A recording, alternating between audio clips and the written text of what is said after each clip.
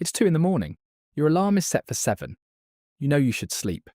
But instead you're scrolling through your phone, watching one more video, reading one more thread, telling yourself just 5 more minutes for the third time tonight.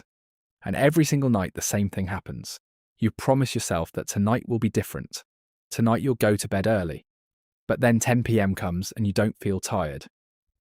11 comes, still nothing. Midnight. And now you're somehow reorganizing your entire room, or deep in a Wikipedia rabbit hole about ancient civilizations. If this sounds like your life, this video is for you. And no, you're not broken. You're not lazy. Science actually has an explanation for why your brain works this way. And honestly, it might change how you see yourself. Here's what most people don't understand about night owls. Staying up late is not a bad habit. It's not poor discipline. It's not something you need to fix. Your brain is literally wired on a different schedule. Scientists call it your chronotype. It's your body's natural, built-in preference for when to sleep and when to be awake. And roughly 25 to 30% of the population is genetically programmed to be a night owl. Think about it this way. While an early bird's brain starts producing melatonin, the sleep hormone, around 9 p.m., your brain doesn't even begin winding down until midnight, sometimes later. This isn't a willpower problem. This is DNA. Your circadian rhythm, the internal clock that controls when you feel alert and when you feel sleepy, runs on a longer cycle than most people's. You didn't choose this. It chose you. And here's where it gets really interesting. While society treats night owls like they're doing something wrong, the research tells a completely different story.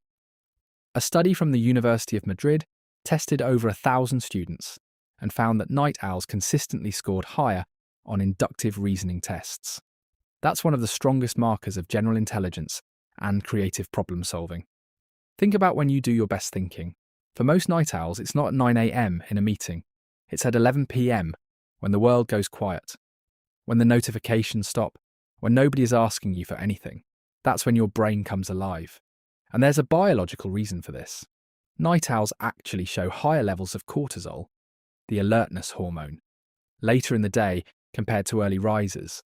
So while a morning person is peaking at 9 a.m., your brain is just warming up. Your peak hits at 9 p.m., maybe later. This is why so many writers, artists, musicians and programmers do their best work after midnight. It's not procrastination. It's not avoidance. It's their brain finally reaching the state where deep focus is possible. The silence of the night isn't just peaceful, it's productive. And if you've ever experienced that flow state at 2 a.m., where hours pass like minutes, and your work just pours out of you, that's your chronotype doing exactly what it was designed to do. Now let's talk about the other side, why mornings feel like actual punishment.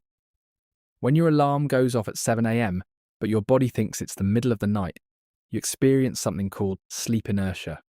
It's that heavy, foggy, almost painful feeling where your body is technically awake, but your brain is still completely asleep.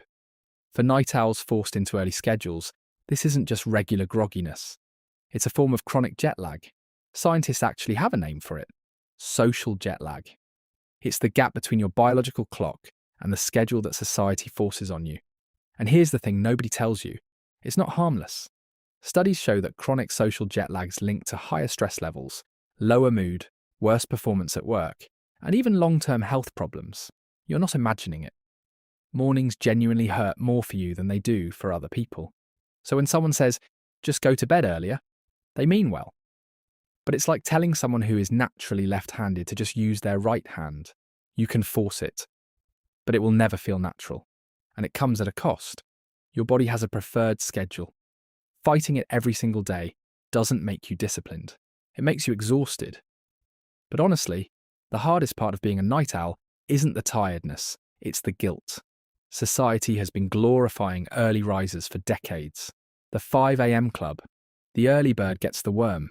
Every motivational speaker telling you that successful people wake up at dawn. You've heard it 1,000 times. And when you can't match that schedule, when you physically cannot force yourself to be a morning person, you start believing something is wrong with you, that you're lazy, that you're undisciplined, that you're wasting your life. But think about this. Nobody tells a morning person they're weird for being exhausted at 10 p.m. Nobody shames them for not being productive at midnight.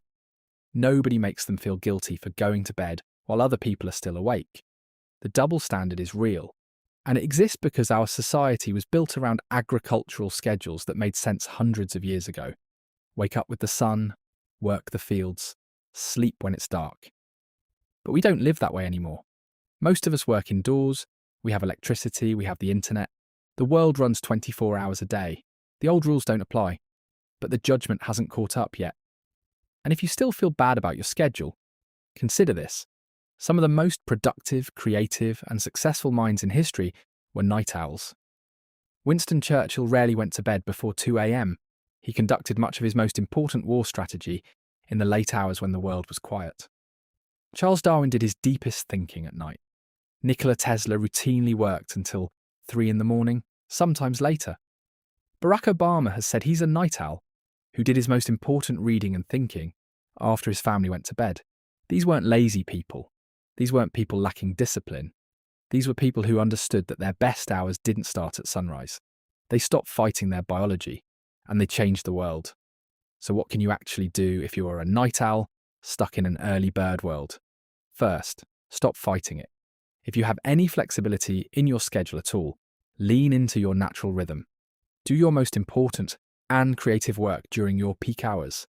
Even if that's 10 p.m, schedule your deep work for when your brain actually wants to cooperate, instead of forcing it at 9 a.m.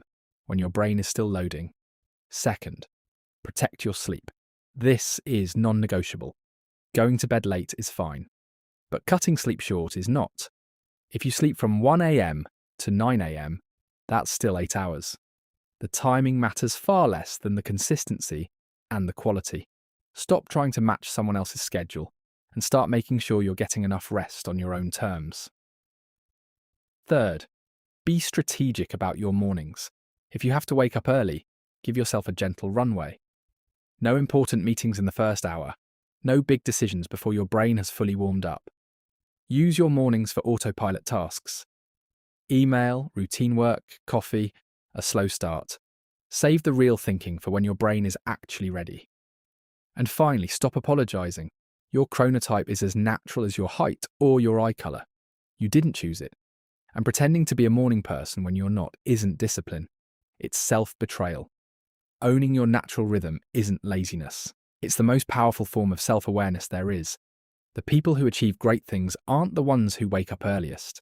They're the ones who figure out when they operate best, and then build their life around that truth. If you're watching this at 2 a.m, we see you. You're not broken. You're not behind. You're just built for a different schedule. And once you stop fighting your nature and start working with it, everything changes. If this video described you perfectly, leave a comment and tell us. What's your most productive hour of the day? We genuinely want to know. And if you want more videos about the psychology behind everyday habits, hit subscribe. We post new videos every week. We'll see you in the next one, probably at midnight.